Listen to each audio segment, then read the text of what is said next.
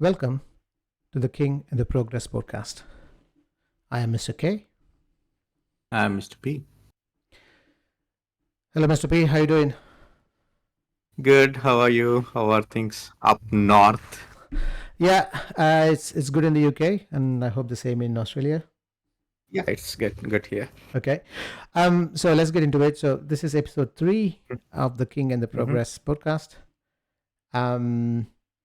And then we released our second episode a week or so ago, and it's amazing that we had more than 1,000 views, and we have 19 subscribers. So I think it's I think it's time to celebrate a little, because in any case we didn't have any success criteria for this podcast. We just started it. In our first episode we said we're just doing it for fun. You and me want to talk, right?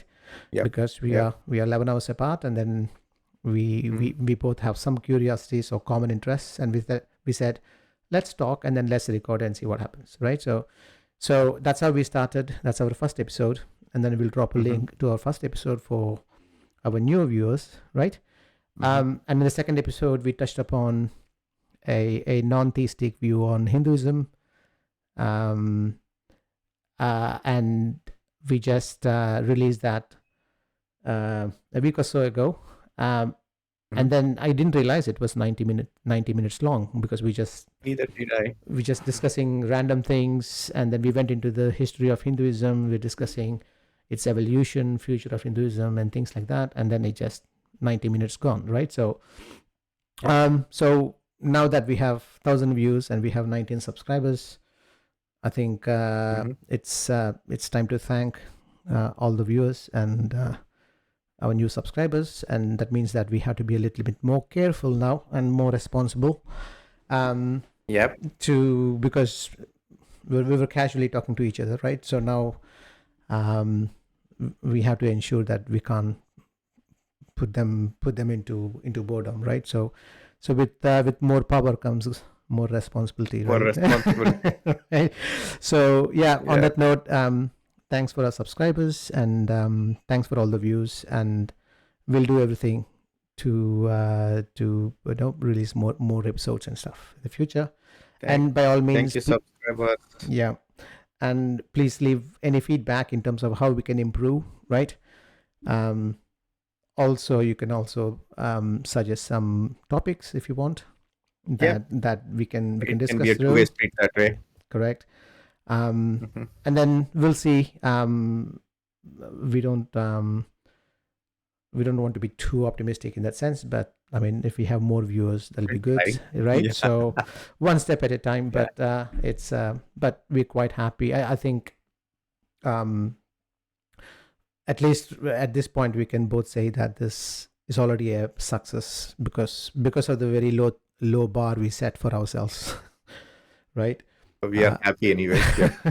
Right. We said in the first episode, if it's just you and me talking, and then that's also fine, right? Okay. So on that note, so thanks all the subscribers once again, and please leave your feedback and spread the word, right? Okay. So we are becoming those YouTubers. No, we don't want. Yeah, we don't all the bell icon and all that malarkey. We don't want to get into that malarkey. If you find this interesting, please spread the word. If you don't find it interesting, that's also fine, right? Okay, so you could give us a feedback. Why you you can give feedback. No pressure of spreading the word, right? So do it. Okay, so this is our episode 3. So our episode 2, now that we have so many views, right? On the non-theistic nature of Hinduism, I thought probably it'll be a good segue to discuss a bit about non-theism or atheism, right? I think we discussed in the first episode that you have always been an atheist, right? Yep. I'm a little different. I've been atheist. I've been very religious, orthodox religious, constantly praying, at least for the first half of my life, right? Okay. and then Until your until 20s, maybe 30s. yeah, mid 30s, so mid 20s, sorry. Okay, or early until early 20s. Mm-hmm. And then something happened, and it wasn't an Mm-hmm. accident or anything. I think Mm-hmm. it was destined this way, right Mm-hmm. from Oh, right. you believe in destiny then? No. I think when I say this small d destiny, right? Not the big D Mm-hmm. destiny, right? So, Mm-hmm.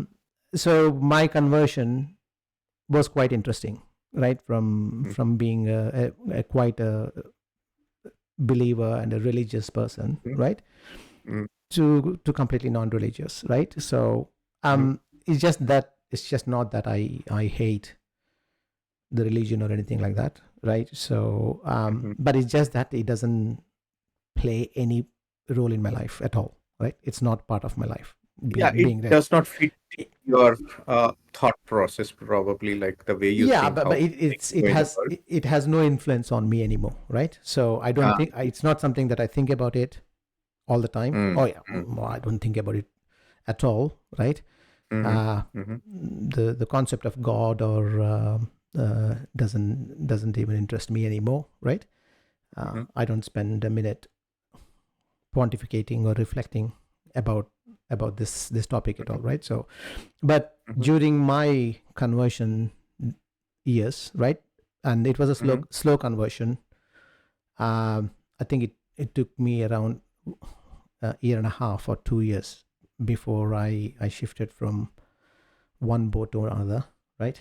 When I jumped Did from anyone when I influence you, or oh yeah, it's something? there's lots of influences. I think the influences started very early in my childhood, Uh-huh, right?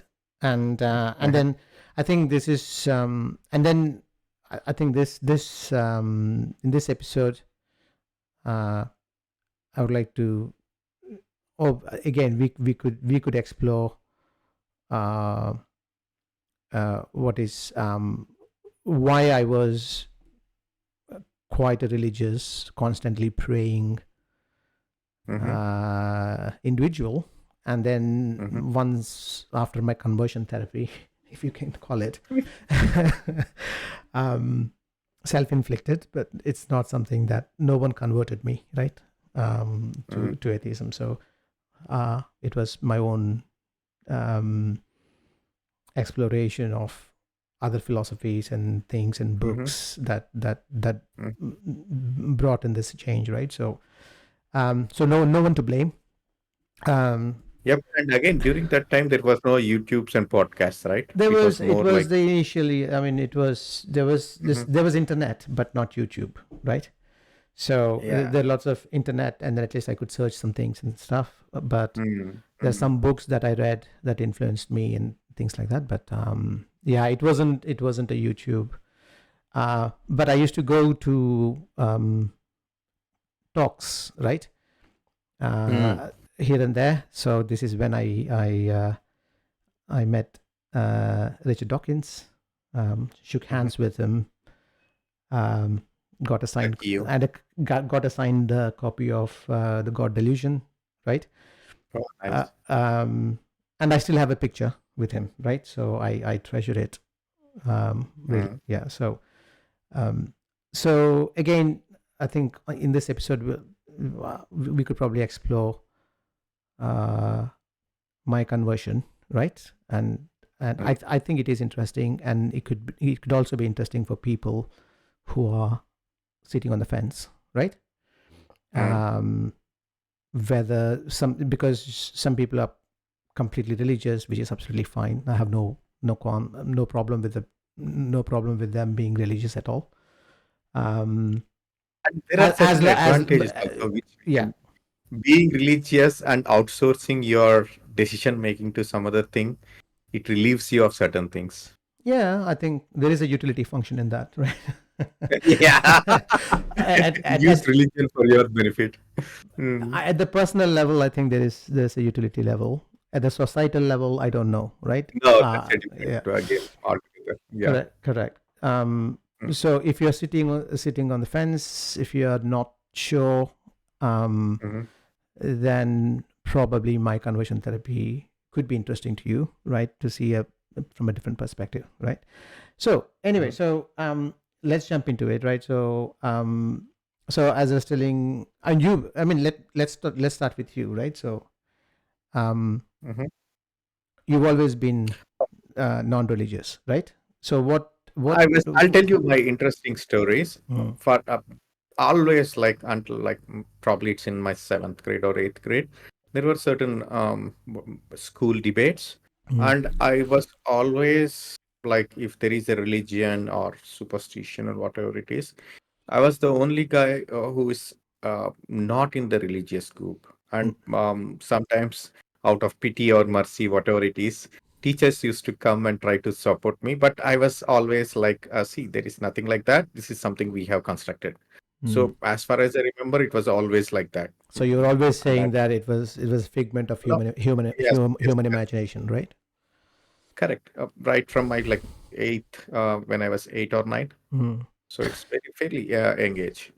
Okay, so you never bought into this at all, right? So Yep. Nope. um and and I was raised very religious. So but okay, so you were never bought into it, but you were never interested in it in the first place, right? Or was Yes, it because because at that age you weren't completely rational, right? Or yeah, I mean, it's very hard to come to a very solid conclusion that there is no God at that age, right? So at least, especially when correct. you're And young, right? again, it always like in the hindsight, I at least personally, I believe that this is something more related to like genetics or maybe something a hardware in the brain. So Sometimes you're I think that hardwired not to believe, right? so it might have come through my genes. I am not No, sure, it but could well I be, think it could well be. yeah, I'm surprised that I was like atheistic or I nurtured atheistic thoughts Hmm. from that early age, and nobody ever told me. It was all by myself.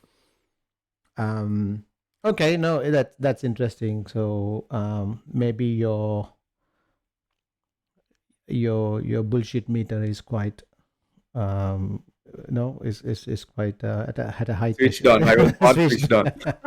Your born switched on, right? So no, in my case it wasn't because I was brought up by Mhm. in a very very religious clergy family, right?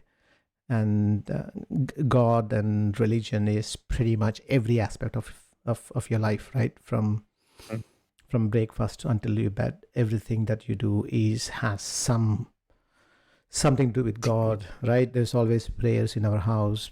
People were Uh, constantly praying. I mean, praying is something that's a 2 hour thing that everyone used to nice. do, right?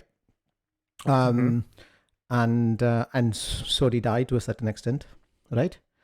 Um, Mm. and then when I converted into an atheist, um, I couldn't the futility of the prayer, right, is Hmm. something that I reflected a long time, right? And then obviously I don't pray anymore. There's no point. There's no reason. Um, Hmm. but unlike I also have a skeptical. I had some skeptical neurons right from my young age, right? Because Uh-huh. I was brought up with lots of mythological stories about Hindu stories that I think we touched upon some of it in our earlier episode for at least for Hmm.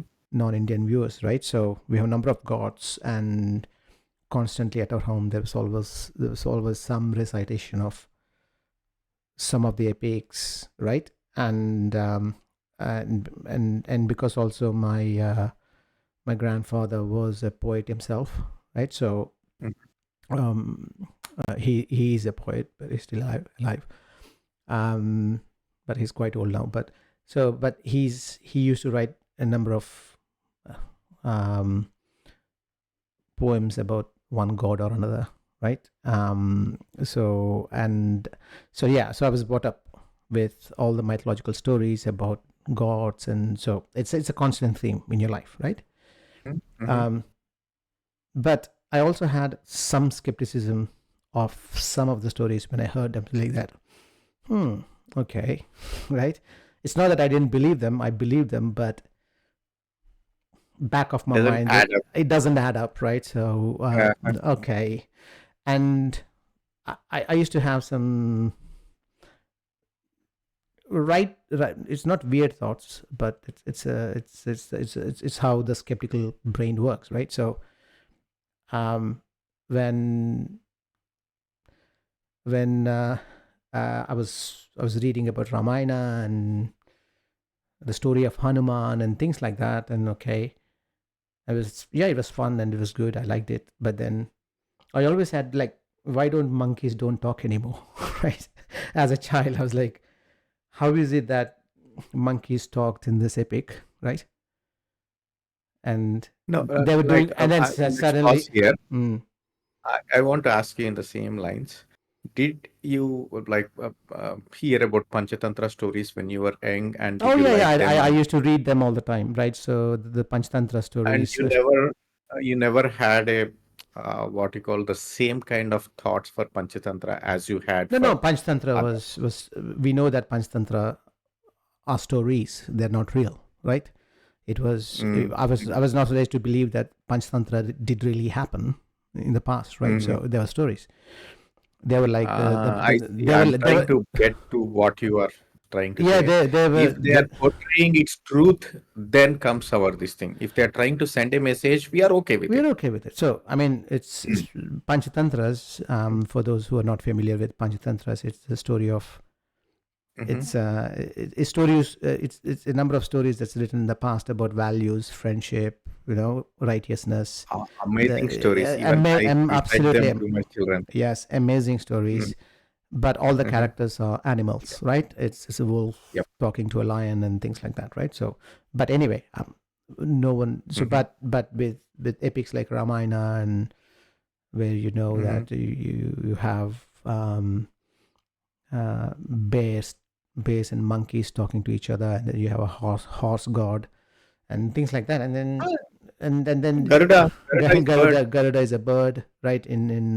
Especially there's a whole Vishnu Purana, right, about Vishnu, and Mhm, then um and none of this. So because I was raised to believe in those gods and I was praying to those gods, right? So and but my skeptic meter was always, my bullshit meter was calibrated a little bit, right, to a point where it's like, why don't they talk anymore, right? Why is it that it's always in the past? And then so that was my early sort of skepticism that I had in my mind, but I couldn't talk to anyone, right? um and also uh when I was told these stories, when it goes to a certain extreme, I wasn't comfortable with them, right?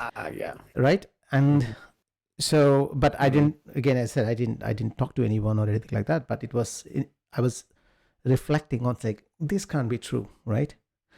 um mhm, and and then there was a story about um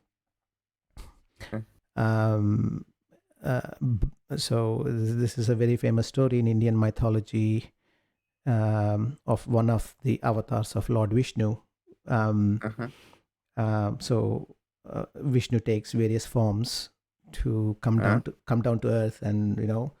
destroy evil, right? Or To so keep balance. Yeah. yeah, to keep the balance of virtue over wrongdoing, things like that, right? So and there was this Mhm. a boy called Prahlada, right, Ah, who is a okay. believer, and then he prays to Lord Vishnu. His dad is not, he's he's not an atheist, but he doesn't like his son praying Lord Vishnu, uh, and then the story goes that um, Lord Vishnu takes the avatar of a lion, right, and then comes and Mm. kills this evil king, right? I forgot his name. Oh God. Okay. uh, Yeah. so anyway, so when I was told this story, I mean, there's a movies made on this one and stuff, um but I always like, No, I'll tell you something. why In do Indian yeah, so I you're talking mean, about, right? What I get is, sorry, I have to cut you No, no, off that's here. okay. Every temple, be it Yadgiri Gutta or be it Tirupati or anything, they run their agenda or they run their clientele base based on the stories they sell to the devotees. Mm, Okay. Even if you see certain vratams and all those things, the pujas and all, they have their own theme books mm, wherein they try to entice people to get into it, saying that like this god is more powerful or whatever it is. mm. So these stories are not meant for, at least what I feel in the hindsight right now, not at that point of time, to bring in more crowd, go to those temples, and but at the end of the day, probably it's more like money, power over the society or whatever it I is. mean, You there got is a commercial element. ah, Yeah. so probably you're not the clientele for them. No, I'm not the client. Yeah, no, no. Gullible people are. Yeah, I mean, Uh, uh, yes. But for me, when I heard these stories, in my mind, I knew this couldn't be true, right?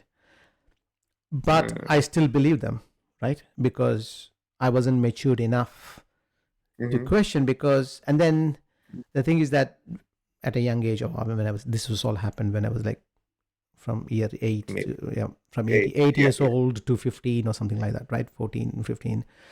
And I was also brought up in my school is a highly religious faith school, right?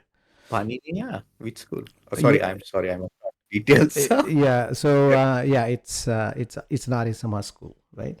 I just want Yeah, it's an Arya Samaj school, mhm, right? So um, it's mhm. so anyway, because I was brought up in such a religious environment, both at home and at school, right?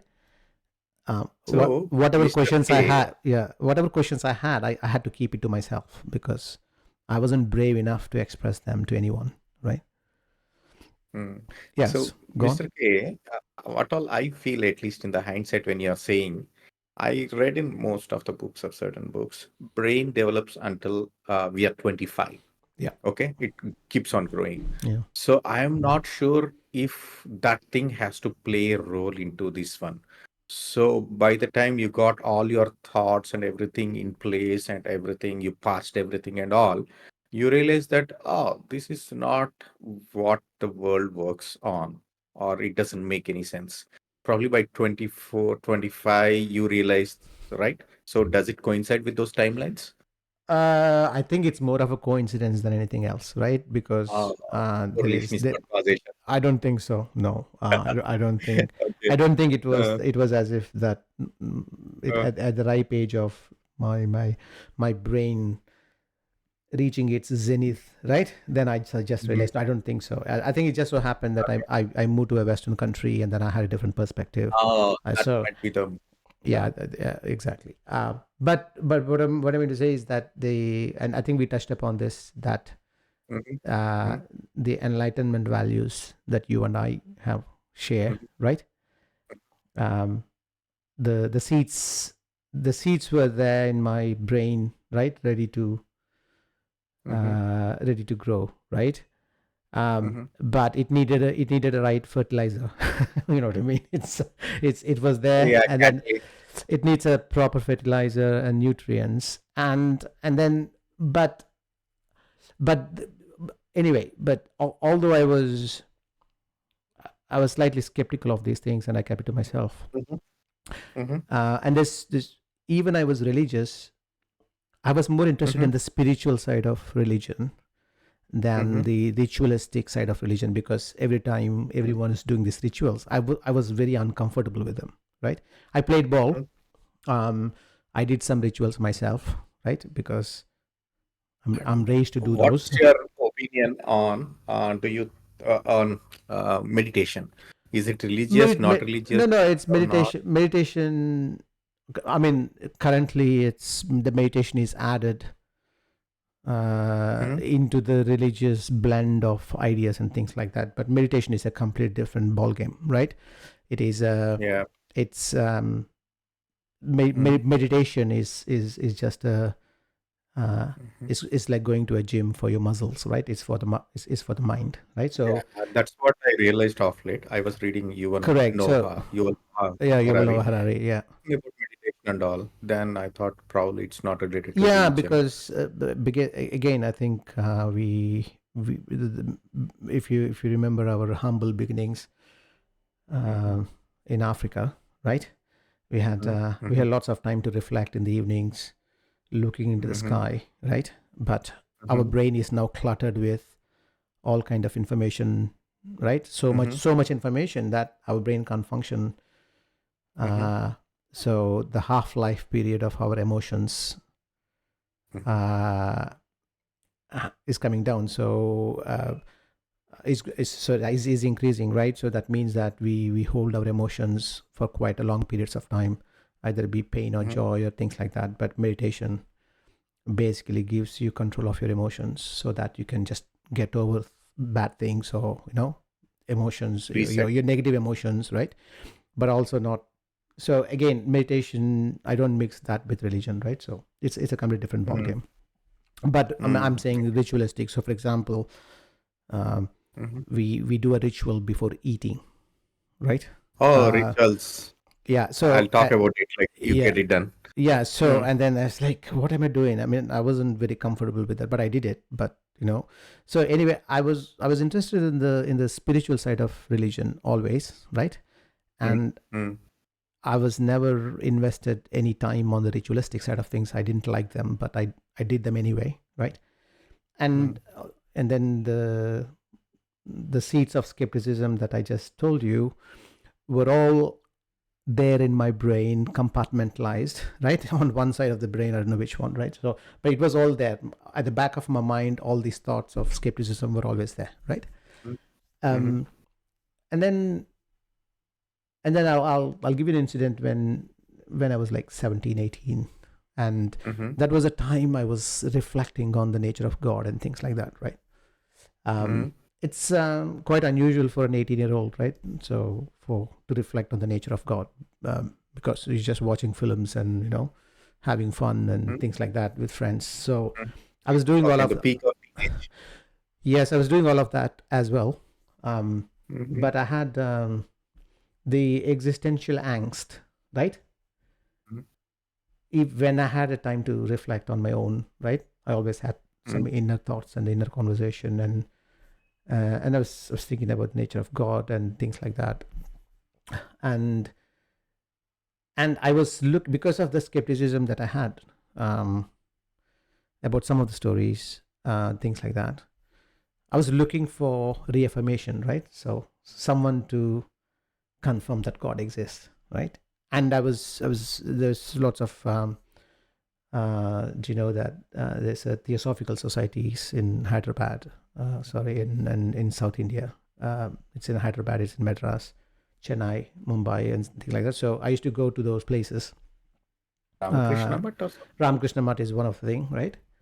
And Mhm. then there was one Mhm. incident where I came about someone reciting a story to say that I can prove God exists, right? And I said, Oh, oh, really? that's interesting. So I was thinking, okay, this is exactly what I was looking for, right? So anyway, and it absolutely convinced me, right, on that day to say that this is the best argument ever that God exists, right? And I was Acha. completely Okay. convinced. And then for 2 or 3 years, I was like, that's it, I'm done. My Mhm. skepticism, my skepticism on the sort of some random weird stories was still there, but at least I was very convinced that God exists, right? So this No, was no. for What me. did he say?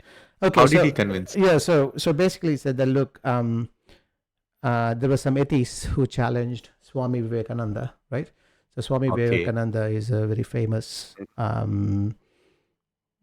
Indian Hindu religious saint. What? I think I think it was a late 19th century, I guess, right? Yeah. Yeah. And then he went to Chicago and all. United States and spread the good word about Hinduism and things like that. And then Mhm. he's quite venerated in India even now, right? Mm-hmm. So a couple of atheists went to Swami Vivekananda and said, "Oh, can you prove God exists?" And they said God doesn't exist, and Swami Vivekananda said, "Okay, I can prove you God exists, but come to a place where I'll be meditating tomorrow morning, right? Mm-hmm. And I'll prove that God exists there." And so that happened. So these people, when the next day morning, Swami Vivekananda was meditating under the tree, and there was there's a small statue of Taj Mahal, right? Not a statue, but a model of Taj Mahal, right? Replica. Very Yeah. beautiful, a replica of Taj Mahal, a small one, but it's covered in a cloth, right? So, and they said, so anyway, these people who challenge Swami Vivekananda comes to him to say that, yes, please prove us. And he says, okay, yeah, do you know what is under the cloth? And they said, we don't know what it is. Okay, so he lifted the cloth, and then there was this replica of Taj Mahal, beautiful, in white marble, shining. And they said, oh yeah, that's Taj Mahal, it's beautiful, right? And he told them, do you know how it came here, right? And they said, what do you mean? Like how did it come here? So who put it here? And they said, well, someone should have put it there. It's like, no, it was there.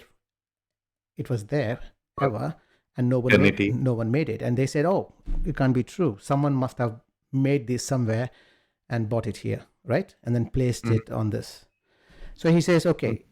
So Swami Vivekananda tells them, okay, so you believe that this small replica of Taj Mahal, which is beautiful, cannot come on its own, right? And someone made it and then put it there. But the whole universe, which is a billion times more beautiful, you don't believe that someone made it. So it's basically say that, look, you just contradicting your own logic there, right? So if you believe that, yeah. So I mean, this is again. I mean, now this was when I was 18, right? No. I want to mention something here. This is a Strawman argument or something that forget it. Somebody asked the same thing to Richard Dawkins about the complexity of the eye. Yeah. Yeah. I mean, this is the blind watchmaker argument from Richard Dawkins. Yeah, okay. Correct. But anyway, when I was 18, 19, I was like, wow, we did not know about that. Yeah, we just fell into it. We just walked in and correct. And then it's just, yeah, exactly. Someone, yeah. So, and then I was like, that's it. This logic cannot be defeated, right? So, okay. So if you need, so the whole world cannot come into its existence without someone making it, right? At that point, I was absolutely convinced.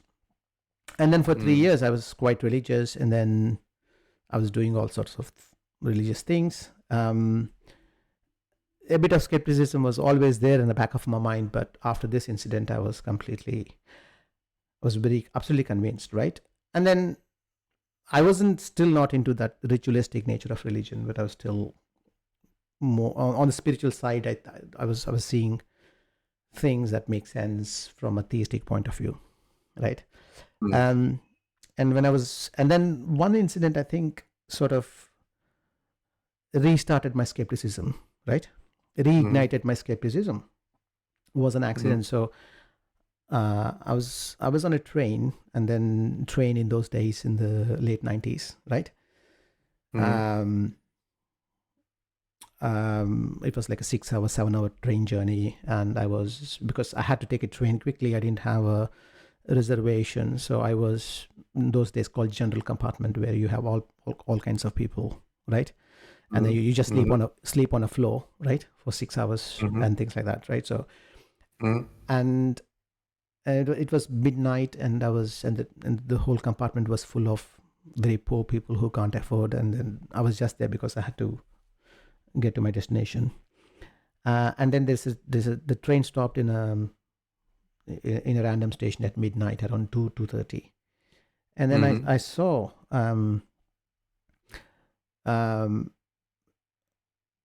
and I sort of woke up because there was this lady. Um, she was barely clothed, right? Mm-hmm. She was absolutely dirty. I don't know when I think she's one of the homeless Okay. ladies. She stinks. I mean, she's absolutely dirty. And then she's been screaming, um, uh, in lots of pain, but she's saying, Mm-hmm. "Stop raping me, right? Stop raping Mm-hmm. me." Um, Mm-hmm. and I was like, "Well, there is no one there, right?" And then she was, Mm-hmm. but you know what happened? So, and then I realized that maybe that because she's homeless, she's barely clothed, right?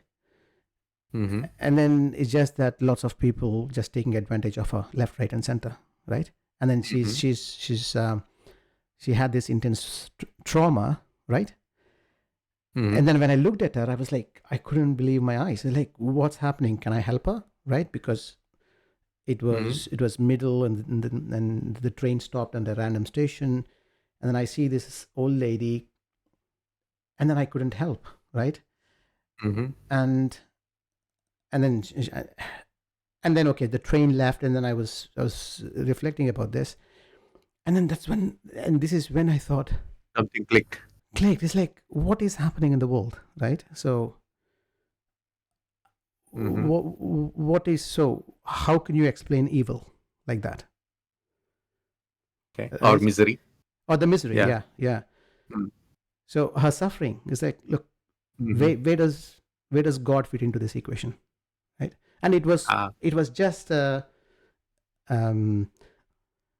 it's just a lightning thought that it's almost like all the skepticism I had ignited with one instant like this, and then I was like, and then I was in that mode where I was, okay, how do I mean, the dichotomy between the whole world is beautiful and is made by God, and I saw this evil, then and God lets it happen, right?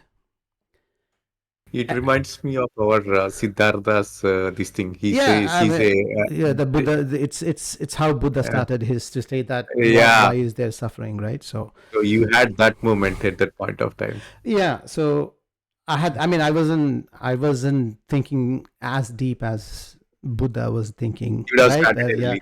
but it was just Had it been 100 years ago or 1,000 years ago, you would have started a religion with this.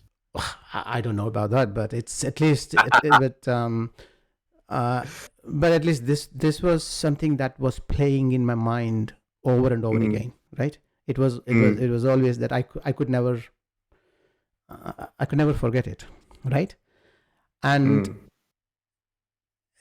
but around the same time, or maybe in a couple of years later or something like that, um, while I was still sort of ruminating on this stuff, right?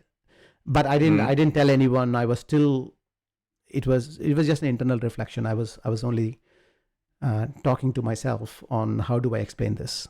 But maybe I was looking for a way to explain this, and then I was reading books on karma, the law of karma, and everyone knows what karma is. But um, which okay, I read it, but it was never convincing to me.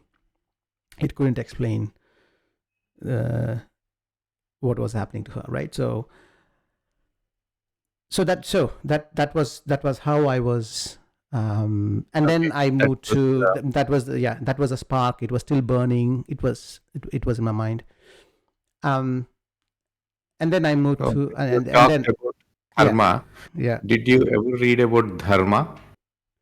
yeah. I mean, the thing is that Talk about this is not the right time, but we'll talk about dharma. That is very interesting yeah, topic. it is Dharma in because one of the Hindu culture. core. This is Yeah. what I'm saying, and when I say the spiritual side of Hinduism, Mm-hmm. right? So Mm-hmm. um, eh, because I was brought up in a faith school, Mm-hmm. we used to read a number of um, uh, at least when because we used to have Sanskrit as our one of the subjects, right? And then we Mm-hmm. used to read lots of Sanskrit literature, Mm-hmm. and then one of So you have something called the Niti Shatak, which is basically a set of poems on values and rights, and what is the right thing, and dharma and things like that, right? So and most of those literature is not based on God. It's just how to be righteous, right? So it never mentioned any God or anything like that. It was purely If there is something like philosophical nature. Yeah, it's mostly philosophical in nature, right? And so I was, yeah, correct. So maybe we can touch upon this, because if the two later, core yeah, tenets of Hinduism yeah, is Satyameva Jayate, which is truth always triumphs, right? yep, So the importance that was given by Hinduism to the truth, right? And the other core tenet of Hinduism, which is Dharma Rakshati Rakshitaha, which is that you have to protect the righteousness, or if and you protect dharma will protect you. right? So you can't expect, if you don't create a good society, right? It can't protect you, right? So you are responsible to be part of that, right? So these are the core tenets. But anyway, we can touch upon this at some point in time, right? So Yep. and then I moved to UK, right? In my mid 20s, and at this time I was, but in India, because I was raised with around lots of religious people, my uncles, my aunts, and everyone else, right? You don't have the freedom to explore that much, right? And internet wasn't a thing at the time, right? And then when I came to UK, then I had all the time, and then I started reading this and that, right? Reading some blogs, and then the book that I came, so because I was raised in an Arya Samaj school, right? Dayanand Saraswati, right, is the one who started Arya Samaj, I think in the early, in the 1870s or 1880s, I can't remember, right? And he wrote a book called Satyartha Prakash, which translates to the truth of light, or the light of truth, the other way around, right? Satyartha Prakash is the light of truth, right? And then I always had that book that was given to me in when I was at school, but I never read it, right? Right, because it's something that, because it's an Arya Samaj school, you've been given that book. It was lying somewhere. But when I moved to UK, that I bought that book with me, because I bought 3 or 4 books with me, because which I always had it. And because I was in UK, I didn't have much to do. I didn't have a television. I didn't have a radio. I was bored to death, right? And then I started reading Satyartha Prakash, right? And then I never realized that Satyartha Prakash has each a chapter dedicated to Atheism. Yes, Satyartha Prakash is the book, the Light of Truth. It's a very, very atheistic book, at least from a Hindu point of view, right? Because Dayanand Saraswati rejects all the gods, right? At least all the gods that Hindus worship, the Shivas and the Vishnus and the Brahmas and the Saraswatis and things like that, right? And then he rejects only Hinduism allows this. You can reject it and you can still be in the correct. ambit of Hinduism. But we touched upon this in the last episode as well. Yeah, so, correct. So, yeah. So he rejected pretty much all the gods and all the Puranas. They say, and he even says they're all cock and bull stories, right? Okay. And then he has a chapter on Christianity, right? Debunking Christianity. And then he has a chapter on debunking Islam and debunking Sikhism, and then it goes.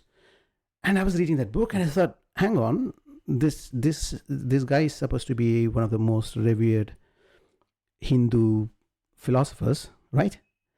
And I even was raised in the same school. I had this book for so many years. I said, hang on. And so, but again, there's lots of skepticism in that book. But when it hits, so he then debunks all of these religions, right? Mm-hmm. And then he comes to a point and he says that what is one true religion, right?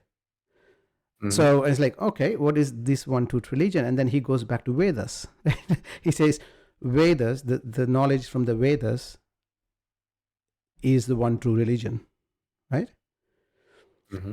And I was like, okay, hang on a second. So because obviously and then he goes into lots of details in terms of how Vedas is one true religion and stuff and things like that. But because I was reading about Christianity and Judaism, and or at least the way that he was debunking all these religions, right? Mm-hmm. At a point when he says the one true religion in the world is this Vedic religion, he calls it, right? Mm-hmm. Mm-hmm. And I was thinking, how can it be? Because I'm in UK, so how could it be that a Vedic religion that was handed over to the Indians somewhere near Himalayas, right? Mm-hmm. How is it relevant to UK, right? or or people in Africa, right? So how is it that there's one true religion somewhere up north near Himalayas, and that's no one in the world knows about this, right? Why would God do something like this to say that, hey, here is a book, it has all the answers and all the one true religion, but and then I was thinking about Like why how don't you is think it every that religion says the same? but it's the same with every religion. It's like, how is it that the God can only give one book to one region, right? And to say that that's one true religion, and my skepticism was like on fire, right? But I was very Or was it the last nail in the coffin wherein, okay, you took Dayanand Saraswati book and said that, yes, this makes me think that there is no religion. it's partly that, right? In fact, that book made me, because there's several arguments made in the book that made sense for other religions, but then he makes, when it comes to his religion of Vedic religion, then he basically makes a big U-turn and say that no, but the one true religion is this. And I thought, okay, sorry, I'm not. So, but anyway, so I think that book was very, very influential for my turn towards Other way. other way, like Turning the other way. other way. And then I thought, Okay. and then I was like, okay, so, and then I came, and then because the internet was there, and I came across Epicurean thoughts in the Greek philosophy, right? So again, as I said, so if I look at if you join the dots, right? My dots, the initial dot was this incident that my initial skepticism. The second dot was that the incident with Swami Vivekananda proving God exists, and the third incident with the lady that where the concept of evil, right, troubled me, right? Mm-hmm. And then Satyada Prakash, which is the book that caused me to think more deeply, right? That made me to think more deeply, right? And then while I was discovering things, and I was reading this and that, and then I came across the Epicurus philosophy. I think this was something like 300 BCE, right? And I was reading about Aristotle, Plato, and all the Greek philosophers, and I was also reading about Buddhism and things like that. So it was fun, right? It was fun reading them. Not to believe a thing. It's just, and that's also why I'm deeply interested in history as well. So because when I was reading them, I could see them, how people could think in those days, right? So that's the reason I fell in love with history at the same time, right? Okay. So and then I came across this quote in the Epicurean philosophy, right? Is when Epicurus says, is God willing to prevent evil but not able, right? Then he's not Okay. then he's not omnipotent, right? So because he say, like, if he can prevent evil but he's not able to do it, then he's not omnipotent. I heard something like this If in the same way. if he's able to do it, right, but not willing to prevent evil, then he's malevolent, right? So right. Or if he's not able, or if he's both able and willing, right, then where does the evil come from, right? But if he's not able and not willing, why call him God, right? So the he basically makes the argument from evil, which is exactly what caused my agnosticism to start with, right? In one simple sentence, that the fact that evil exists in the world, and then God can't prevent it, and then you call him omnipotent and he knows everything but he can't do anything. He's omnipotent, he's so powerful, but he can't do anything, right? And then that kind of and then I fell in love with some of the Epicurean thoughts, because it has lots of similarities with Buddhist thoughts as well, right? Because it mostly talks about inner struggle, spiritual, no, not the inner spiritual struggle of Islamic jihad, right? That's all BS, right? But at least it's all about focusing on inner peace, right? Inner tranquility, right? And then try to understand suffering as a human condition, right? But the also point is that how do you moderate yourself, right? From the pleasures of life and excesses of life, right? Don't you see something here? Like all the religions, at least if you think it as a brand perspective, are trying to target the same question what humans had always. Try to answer it in some or the other way, in a slightly different way. At the end of the day, they end up being selfish in their own way, and they want to keep their own disciples or whoever followers into this thing. So, don't you see a trend here? No, I don't, because no, I do. There's some trend, right? Because at the end of the day, so every religion has is a collation of some philosophical thoughts, right? Some questions Some people questions have being and they answered don't know how to again, answer. but anyway, every religion is answering the same existential angst, right? Why do we exist? Correct. What is the point in life, and things like that, right? Now, again, it doesn't mean that all the religions. I mean, some religions are worse than others, right? We have to make a. I mean, Buddhism is probably on the. I mean, if again, I have lots of sympathies with Buddhism, right? Because it's a godless religion. It talks about the values. Does it have a concept of hell and heaven? Not Buddhism? not to the same level as I think it has. It doesn't have the concept of Helen, but it has a concept of rebirth, and which is also borrowed from Vedanta Hinduism? philosophy. Yeah, exactly. And it's basically, for them, is that the life on here, life on earth is suffering, right? So you attain in nirvana, right? Or you attain nirvana by not taking the rebirth, right? So that means that you're in hell. So the concept of hell in Christianity and in Islam is like a psychopath, right? Creating a special place to burn people. I mean, seriously. So that's, but No, at least it has its own advantage. There is an agenda for it. Oh, no, See, no, it's it's not the religion, it's the people who have spiked it, let me put it that way, to yeah, but punishment but the thing is that it also depends upon followers. no, it's I mean, for example, I mean, you it's it also depends upon the prophets, right? Some prophets are peaceful, and I mean, Muhammad is a completely different prophet to David or to Jesus, right?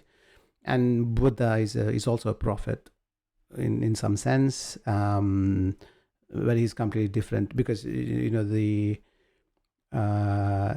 Buddhist principles is based on it's based on practicing. Again, they critique the materialistic pursuits, right? So in a political spectrum, it's more left. Yeah, it's more left. Correct.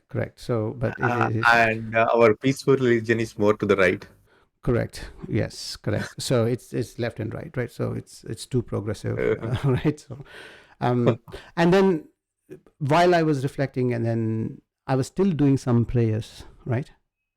While I was going through this, and at some point in time, I was thinking, why do I pray, right? And what's the point of praying and stuff, right? And this is and I think there was a couple of it was over the couple of days I changed from a religious to a non-religious, right? Metamorphosis. It happened over the period of 2 or 3 days. It was slightly painful, right? Mm, Because it's not easy for you to take the mask off that you had for 25 years, right? mhm, And then mhm. suddenly you are a new person, right? But it was it was slightly painful, but after a month or so, it was so the freedom It's like of ripping off the bandage. it's You pulled it off. the freedom of the Mm, freedom. You can think anything, right? Your brain mm, is like a blank slate, right? mm. You basically are starting a new. You're starting from a new place based on what you know, right? Uh, And then what this I think, and it opens up so many roads that you would never mhm, tread, right? mhm, If you're religious, because with you being religious or one being religious, mhm, you know what the destination is, right? Because you closed your road mm, to say that God exists, that's the end. I don't want to deal mm, with any shit, right? So, mm, but with the new way of thinking, it's open up ways to say that. Then I have to say, okay, there's no God. Then how do I explain evil? How do I explain mm, where we come from, right? How do we explain mm, so? And then it opened up ways where I got into evolutionary psychology. I was reading because I was deeply interested on why we think the way that we think. uh, and then again I started to read Sam Harris, mm, Richard mm, Dawkins, Christopher Hitchens, right? mm. Michael Shermer, um, Amazing Randy. I'm not sure if you know Amazing Randy, No, right? I'm not aware of. Oh, No. he died, I think, a couple of years ago. Um, Mhm, uh, so we call him Amazing Randy. So you will see some nice videos on. He was a magician, right? mhm, But he was superb, right? So and then I started to read all of this, and then I cultivated interest in science, and especially the evolutionary psychology, right? How we mhm, came, mhm, uh, how did we evolve from the plains of Africa, right? And mhm, again, then it opens up the world. It explains the world as it is, as we know, right? mhm, And then the place, you know your place in the world. mhm, And then suddenly I said, okay, now think about all the prayers I used to do, right? And mhm, and then I came across, I can't remember where I read it, or it was why the it could be a book, or it could be a blog, or it could be a site, right? Or mhm, it could be mhm, a debate or discussion that I heard. I can't remember now fully, mhm, but mhm. it was saying that, okay, so religious people pray to God, Okay. right? But they Mhm, define God mhm, as what? The most powerful, right? mhm, And omniscient, and he knows everything, mm, right? mhm, And he's mhm. super powerful, Okay. and he's everywhere, right? He's Okay. omniscient, Mhm, omnipresent, right?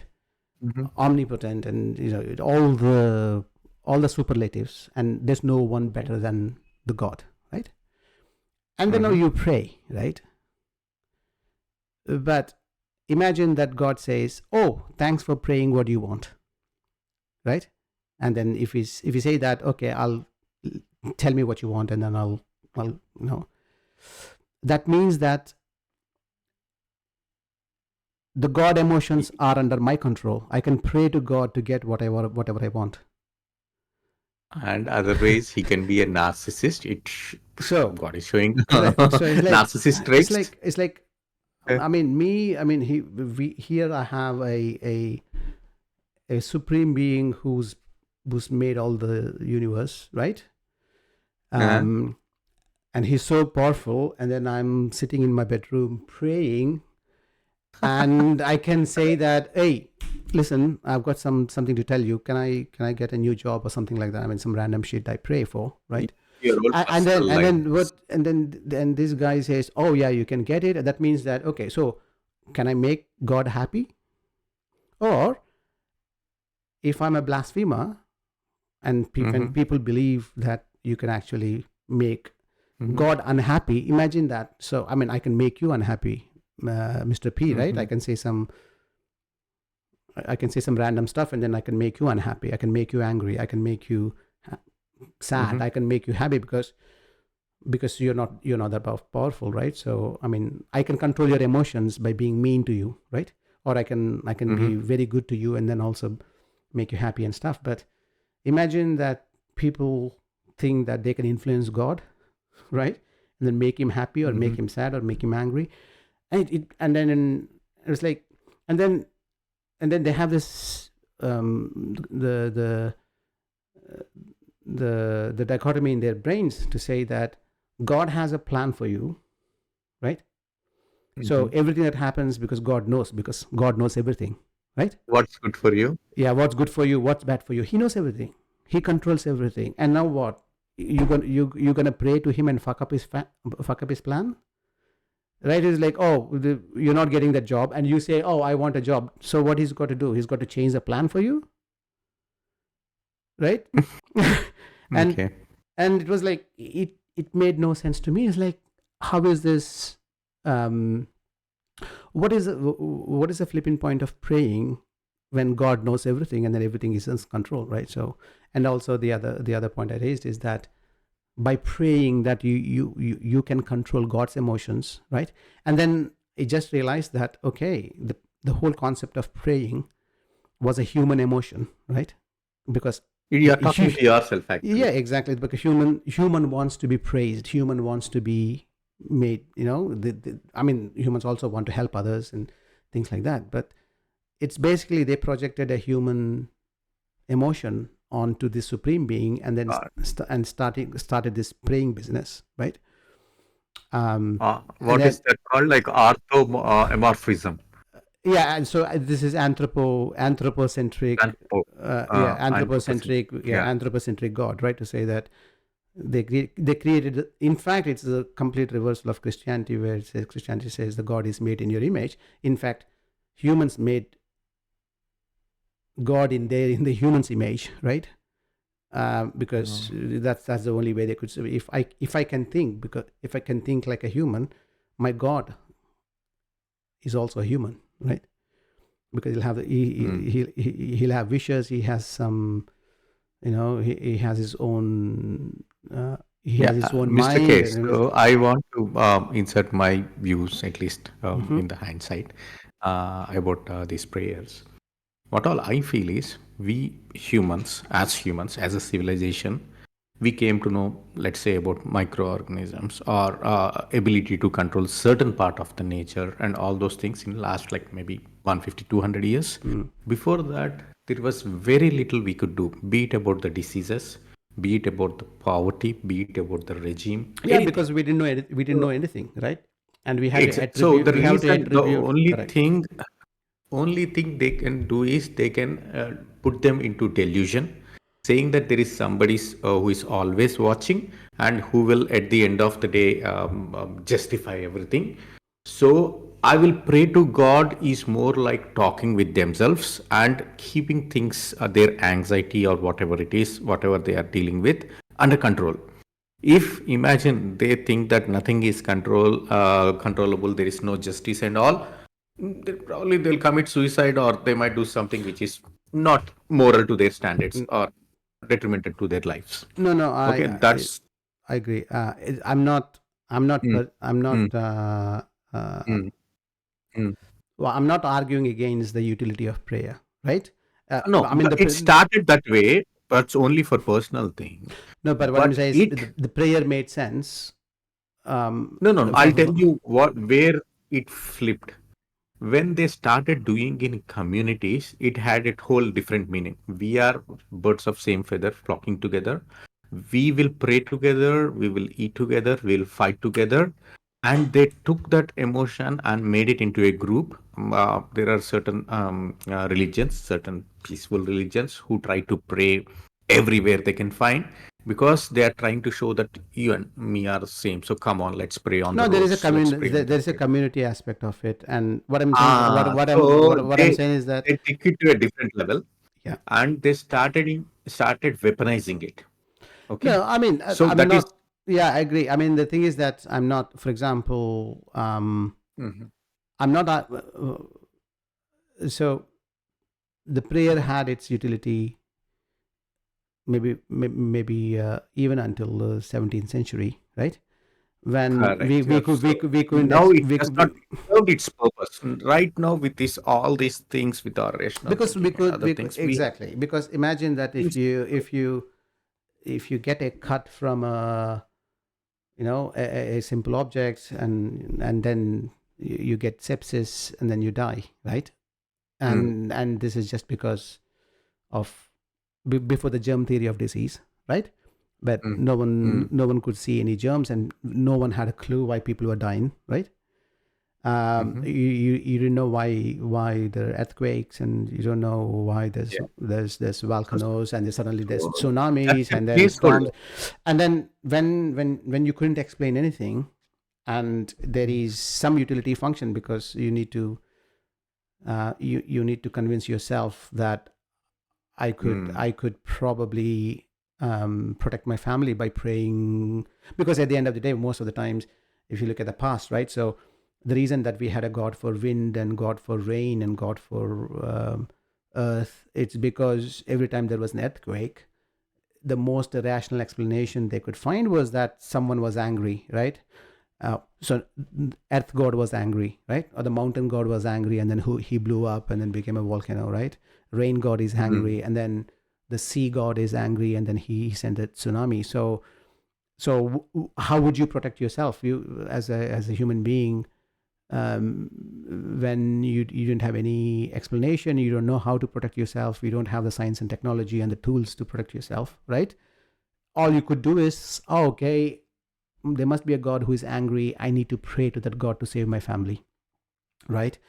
And That's the best they could do with the intelligence or the science they had or rational thinking they had exactly at that point at of the time. time, and then but how could you live with knowing that the earthquake could happen any time and then my family will die of it? The Uh, only way you can stop yourself and then Uncertainty. live a Yeah. this is the existential angst and that you had was like, okay, if I pray to the god, then I must he can protect me, how he will protect me, right? So I'll tell you a once one project management term here. It's called delegating the risk to somebody to else. somebody else, correct. So they delegated the risk to the God. Exactly. So it's just a Mm, delegation to say that I can't explain all of this, mm. I'll pray to someone god, he's happy, I'm happy, I at least I can live today and tomorrow, right? All the uh, unknowns go into the box of God. That's all. Correct. We But pray. That's all. right, but now I mean that's, so I'm not arguing against the utility of a prayer but in at least in the past, right? In the past, In the correct. past, but Not now right now. We know now most of. yeah, but for now at this particular point in time, if you know, uh, if you know everything about why these things happen, right? And there's a Mostly. that's most of I mean there's mostly. And the other interesting thing in my conversion, right? Mhm. was this, and I think this probably I would have read somewhere, right? It's Mhm. like that. I mean, you touched upon the anthropocentric nature of right. So Mhm. I was thinking, like, look at the size of the universe, right? Mhm. And then imagine that God created Earth, right? In I order know to where take care of the people. I And I even said, I heard that. what a what a huge waste of space, right? I mean, No, I'll tell you the last part of it. He's the looking at you in your bedroom, what you're doing with yourself. no, but the thing is that imagine that if I was God, and then I wanted to create Mm. Earth and then some human beings, and then I don't know, maybe just like a Leave simulation. them alone. I just want to create a simulation game, and then but then again, why create all the Milky Ways and galaxies, and there's absolutely nothing there, and all the dark spaces. I mean, imagine the size of the universe, right? What an Mhm. awful waste of space, all of that just for some human beings on in No, Earth. Right? He created everything else, but anyway, we couldn't see all of that universe until in the last 60, 70 years. We didn't even know that's that what I was exists. about. See, We what didn't all even. I feel is people will come towards agnosticism, if not atheism, Mhm. at certain point of time, like probably end of this century or something like that.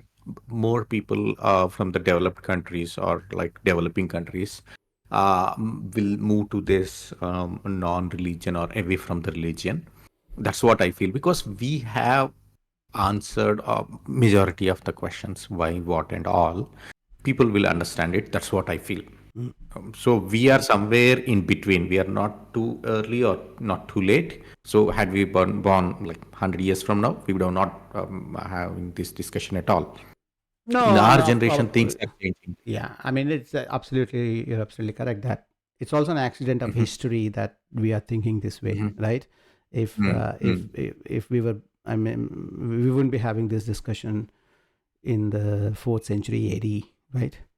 Um, mhm. um, so I They would mean, have killed you. yeah, I mean, it was, yeah, I mean, now that we have access to Mm. Einstein and Oppenheimer and all the great physicists and great biologists and Francis and Crick with their DNA, No, and so I'll we tell know you like we what changed or what I feel the main guy like who has impacted more than Einstein for me is or Newton is Darwin. Charles Darwin, without a shadow of doubt, without a shadow of Yeah, doubt, I Charles feel Darwin he is probably the it was so courageous of him and to put it in a book and publish it.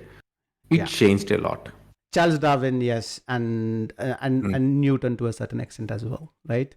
Ah, yes. Yeah, But yeah. from celestial objects to, he said Correct. it can be So put it in a formula, yeah, I and mean, it is seriously, predictable. exactly. So I mean, Uh-huh. the thing is that this is again the reason that we are having this chat is because we owe everything to these great human beings, right? No, I'll tell you And something else also. An inanimate object which has changed our this thing. It's glass, meaning like we use glass in our microscopes, in our telescopes, in our TVs and all.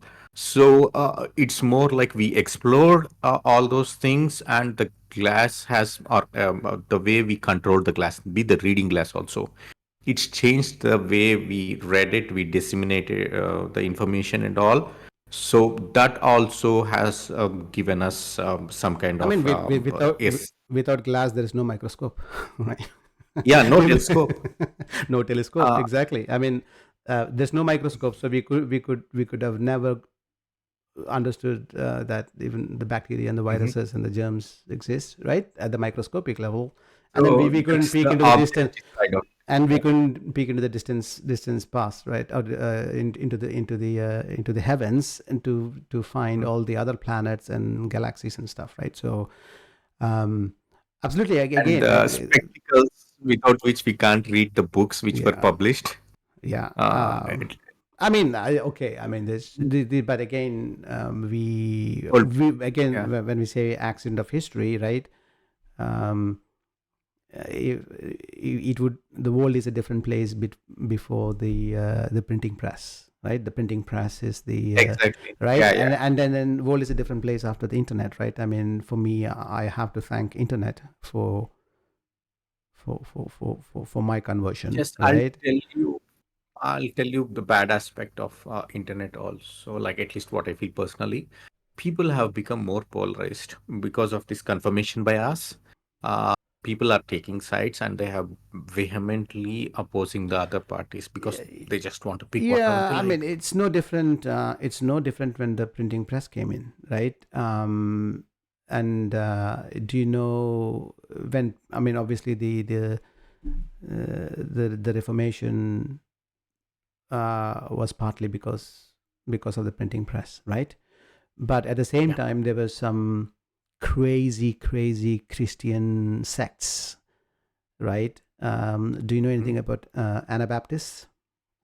Nope. No, okay. So maybe this is I think it's an absolutely amazing and absolutely brilliant piece of history, right?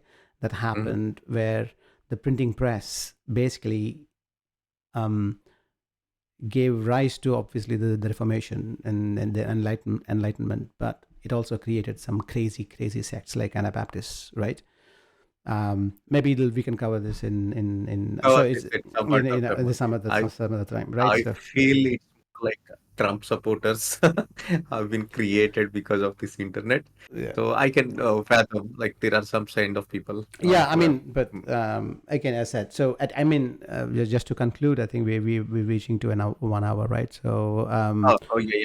yeah, so okay, so that's the yeah. So I realize the futility of prayer, right? And with everything that we know about the universe and with all the tools we have to understand this world, right, as it stands, for me, praying doesn't make any sense at I want to all. I touch mean, something. I mm, just forgot when we were talking about this prayer. There are certain prayers, or at least in the modern, like there are certain camps or certain things, like 6 day camp, 10 day camp, wherein they are using prayer as a form of meditation.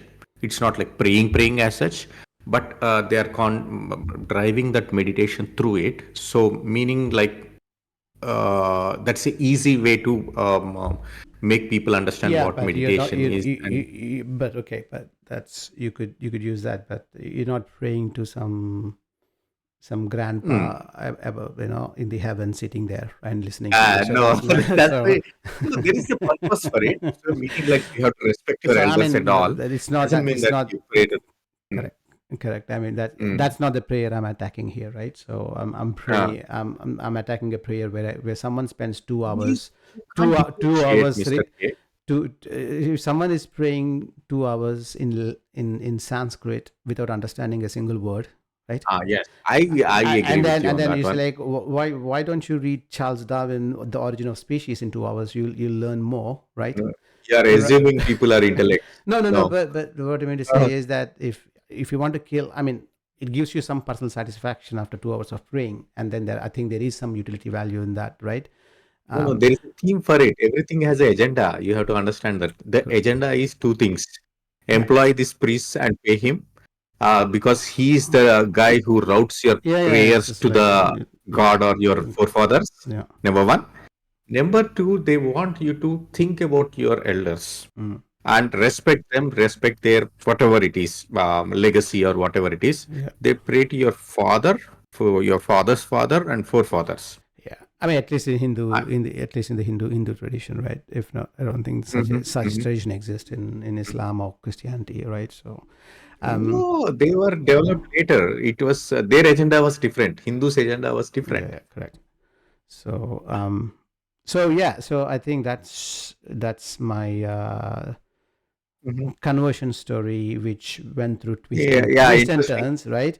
But I always think about what if I had not encountered that incident on the train No, no, you would where have found while something else. See, maybe what all because I feel is but again, as I said, right, it could have taken maybe another 10 more years, right, for another no, incident. So no, no. at I'll the tell you, like my opinion. mm, Your brain is already poised to is look to for the poised to look for data it, which you correct? have already. Yeah, I So mean, you will as selectively pick the things in the world.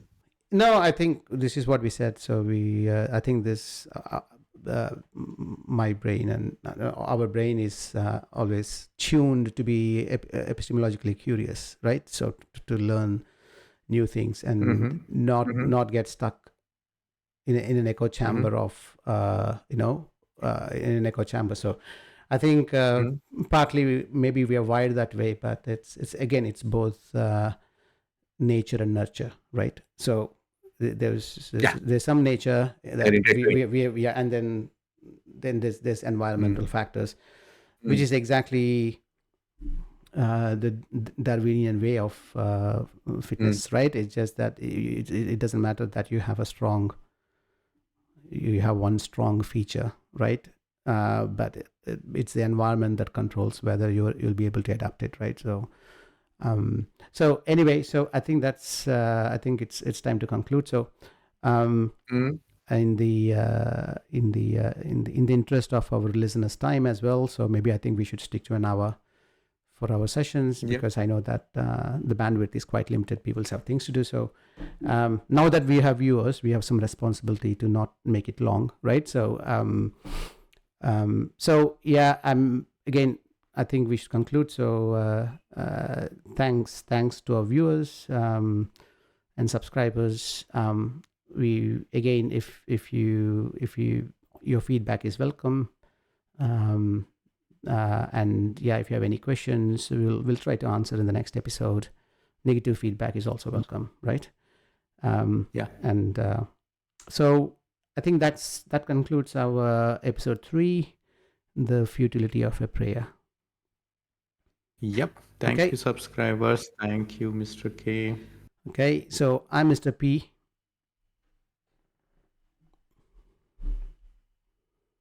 Thank you, Mr. K. This is P. Thank you. Okay.